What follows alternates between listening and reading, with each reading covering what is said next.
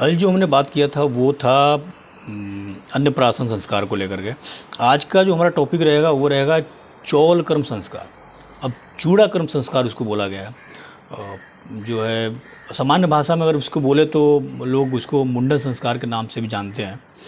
And प्रसव के समय जो है, प्रसव के बाद जो है शिशु के ऊपर जब प्रसव होता है तो उस टाइम पे जन्म के समय बच्चे के सर पे कुछ बाल रहता है। तो जैसे बच्चे का जो दूध का दांत होता है वो अपने आप टूट के निकल जाता है। दूध का दांत तो टूट के निकल जाता है, बट जो प्रसव के समय जो उसके सर पे बाल रहता है उस बाल को भी हटाना पड़ता है।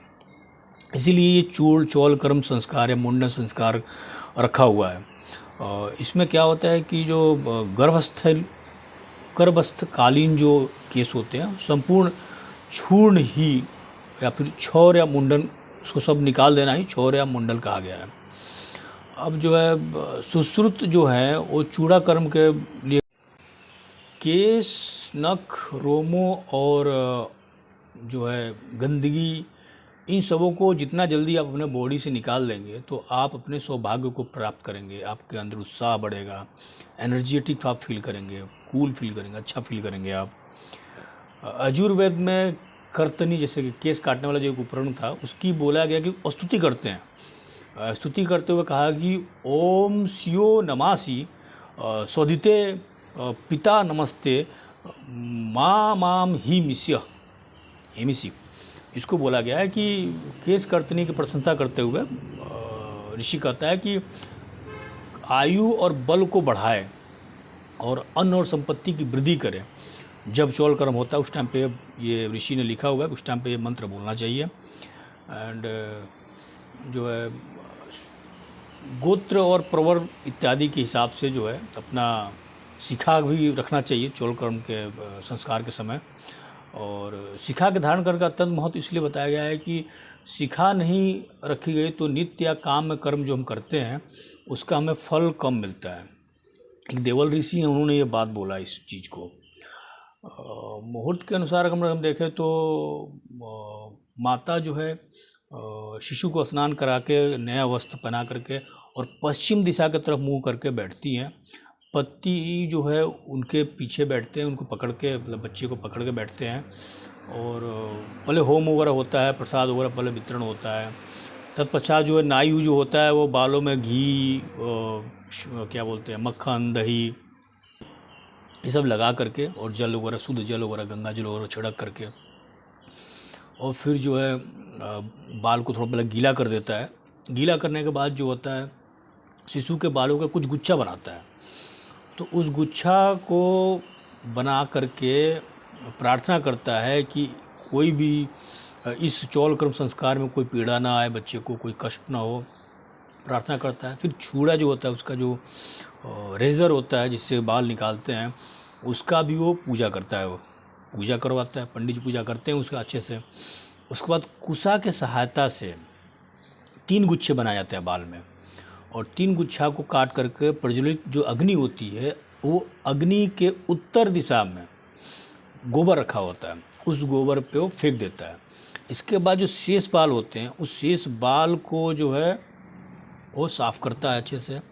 और अंत में जो है जब साफ बाल हो जाते हैं तो फिर बाल लास्ट में नाई को जो है और पुरोहित को अच्छे से उपहार और सम्मान दे करके विदा करते हैं।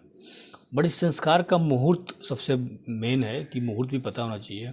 तो जो चूड़ाकर्म संस्कार है, मुंडन संस्कार है, ये मुंडन संस्कार सबसे पहले वर्ष में किया जाता है, रखा हुआ है, या फिर विषम वर्ष मतलब 1, 3, 5 इन वर्षों में ही करने का प्रावधान है।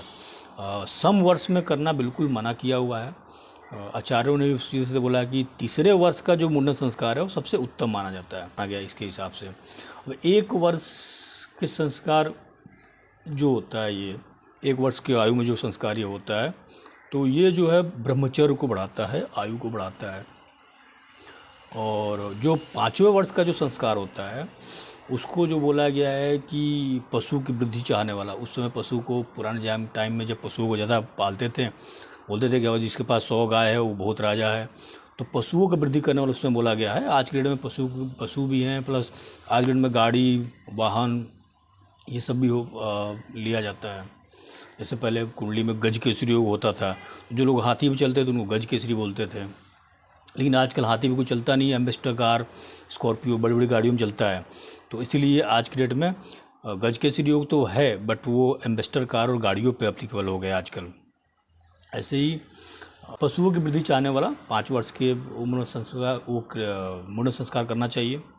जो दूसरा वर्ष होता है और समसंख्यक होता है उसको बिल्कुल अवॉइड करें, उस साल में न कराएं। अब बृहस्पति के अनुसार जो है, अगर माता गर्भ से हैं तो जो है मुंडन नहीं कराना चाहिए, मुंडन संस्कार रोक देना चाहिए।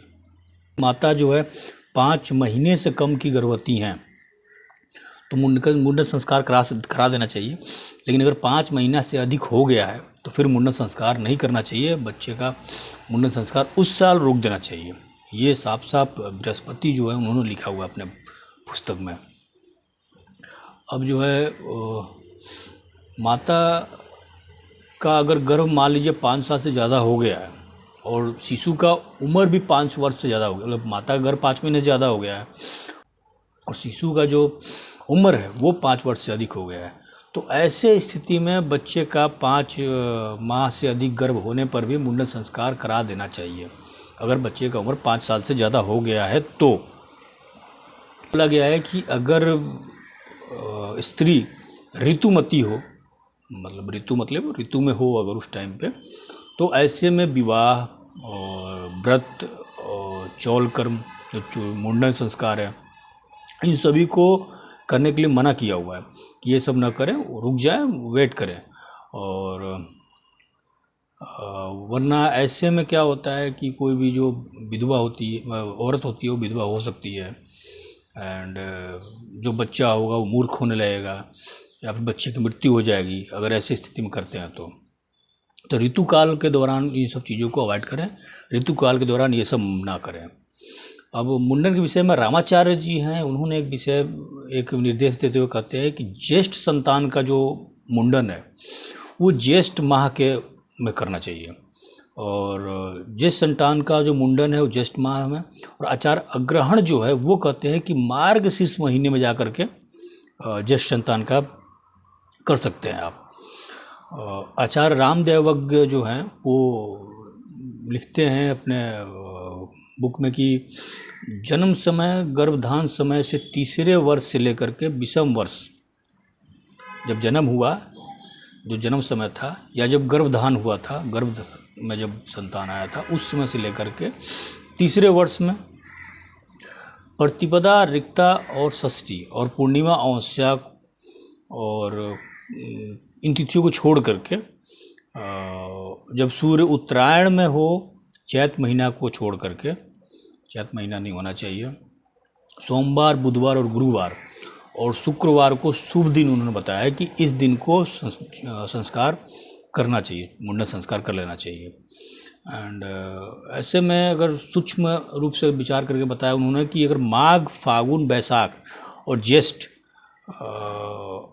और आषाढ़ महीने हो तो उसमें जो है शुक्ल पक्ष के जो द्वितीय से लेकर के कृष्ण पक्ष के 10वीं तक के मध्य में ये संस्कार किया जाता है। अब जो है इसमें भी शुभ लग्न और शुभ नक्षत्र का होना बहुत ज़रूरी है, वो आप ज़रूर देखें। जन्म राशि से 8वां लग्न राशि से 8वां या फिर जन्म राशि से 8वां लग्न उसमें उदय न हो रहा हो, अगर उसमें उदय हो रहा हो तो कृपा कर उसको, उस लग्न को जाने दें, फिर चौलकाम संस्कार या मुंडन संस्कार शुरू करें। जिस समय चौलकाम संस्कार हो रहा है और उस समय अगर मंगल उदय हो रहा है तो बच्चे को बहुत ही मृत्यु तुल्य कष्ट मिलने का बताया गया है कि बच्चे को हो सकता है मृत्यु तुल्य कष्ट मिल जाए। अगर शनि हो तो हो सकता है कि कुछ पंगु हो जाए, कुछ शरीर में कुछ पार्ट कट जाए, चोट लग जाए। अगर रवि हैं तो हो सकता है ज्वर बीमार जो होते हैं वो बीमारी अगर वो हो जाए। और अगर उस समय लगन उदय हो रहा हो और अगर कोई शुभ ग्रह जैसे बुध, शुक्र, गुरु वगैरह लगन के में हो या त्रिकोण में बैठे हुए हों और जातक का जो नक्षत्र है उस समय वो नक्षत्र उदित हो, संपत्ति या क्षेम तारा आदि जो शुभ तारा होते हैं वो उस समय उदय हो रहे हों। अभी संपत तारा, क्षेम तारा, ये सब चीज़ें बहुत आगे के टॉपिक है, मैं बहुत डीप से पढ़ाऊँगा, आपको बताऊँगा कि सब चीज़ें क्या क्या है। तो ये सब चीज़ें उस समय चौल कर्म में, अगर ये सब चीज़ें जैसे संपत तारा, क्षेम तारा उदय हो रहा हो, तो आप उस टाइम पे बच्चे का मुंडन चौल संस्कार जो है वो करा सकते हैं। वेलकम संस्कार के बाद जो है आपको मैं पढ़ाऊंगा कर्ण भेदन संस्कार, ये भी बहुत इंपॉर्टेंट है। उसके बाद अक्षर, सबसे पहले बच्चा कौन सा अक्षर लिखेगा, कौन से अक्षर से वो स्टार्ट करेगा, वो उसका मुहूर्त क्या होना चाहिए। उसका विद्या आरंभ कब से उस पढ़ाई में जाए तो उसका मुहूर्त क्या होना चाहिए, वो मुहूर्त भी आपको बताऊंगा। उसके बाद शादी का मुहूर्त, उसके बाद यज्ञोपवीत का मुहूर्त, उसके बाद शादी का मुहूर्त, फिर सारी चीज़ें आपको डीप तक पढ़ाऊँगा। और आपको ये सारी चीज़ें अभी सुनने में बहुत वो लग रहा होगा, ठीक है कुछ ज़्यादा समझ में नहीं आ रहा, तो आप पैसेंस रखिए। जब इसको कुंडली से जब रिलेट करूँगा चीज़ों को, तो आपको दिखेगी भी कि हाँ ये इस मुहूर्त में ये काम हुआ था और आपने कुंडली में ये चीज़ देखा था। तो ये सारी चीज़ें मुहूर्त के हिसाब से चल रही हैं। ज्योतिष में शायद ही कोई मुहूर्त के हिसाब से पढ़ाता होगा, मतलब मैं सबकी बात नहीं कर रहा, बट मैं प्लान ये किया हूँ कि लोगों को पहले मुहूर्त पढ़ाऊँगा, फिर कुंडली में मुहूर्त करके दिखाऊँगा कि आपकी जो है इस मुहूर्त में देखिए आपकी इस मुहूर्त में शादी हुई होगी। एज पर योर कुंडली आपकी कुंडली बताएगी कि किस मुहूर्त में शादी हुई थी और किस मुहूर्त में क्या प्लान हुआ था।